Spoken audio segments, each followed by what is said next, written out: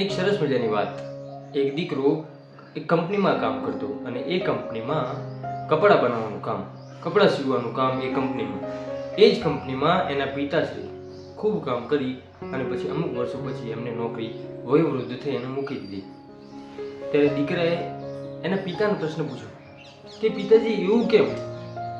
મારી કંપનીની અંદર હું જ્યાં કામ કરું છું ત્યાં દરેક લોકો પ્રમોશન માટે કંઈકનું કંઈક કરતા હોય છે.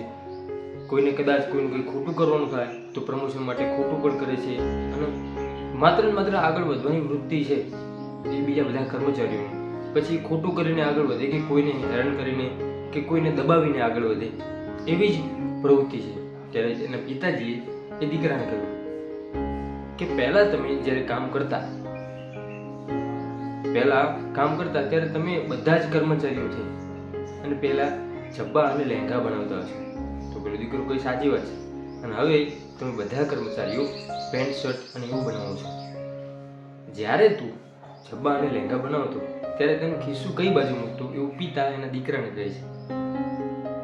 ત્યારે દીકરો કહે કે હું ખિસ્સું જમણી સાઈડ નીચેની બાજુએ મૂકતો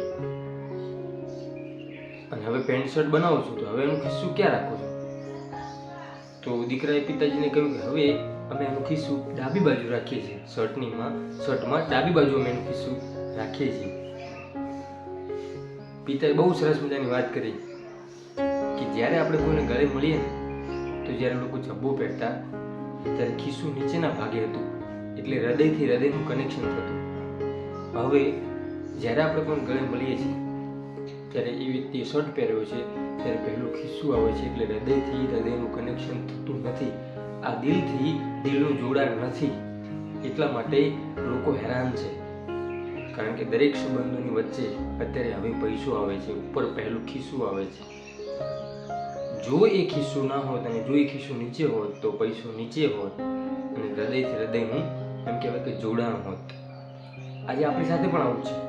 સંબંધો માત્ર ને માત્ર પૈસાના કારણે છે કે જે તે વ્યક્તિ પાસે ખૂબ પૈસો છે, તે પોતે ખૂબ મિલકત ધરાવે છે તો એની સાથે સંબંધ રાખીએ અને જે તે વ્યક્તિ ખૂબ ગરીબ છે, એની પાસે કશું જ નથી, લોકો એની સાથે સંબંધ રાખવા પણ તૈયાર નથી. દોસ્તો, કહેવત છે કે નાણાં વગરનો નાથીઓ અને નાણે નાથા લાગ. જ્યારે વ્યક્તિ પાસે પૈસા આવી જાય છે ત્યારે તેનો રૂઆબ અને ઋતબો બદલાઈ જાય છે. અને એ જ વ્યક્તિ જ્યારે ગરીબ હોય છે, તેની પાસે કશું જ નથી હોતું, ત્યારે એને કોઈ બોલાવતું પણ નથી. એટલે આ સંસારની અંદર, સૃષ્ટિની અંદર સારામાં સારો ખેલ, બધું જ ખેલ, મોટા ભાગનો ખેલ એ જો હોય તો માત્ર ને માત્ર પૈસાની દોડ પાછળનો છે. આજે દિલથી દિલના સંબંધો રહ્યા નથી.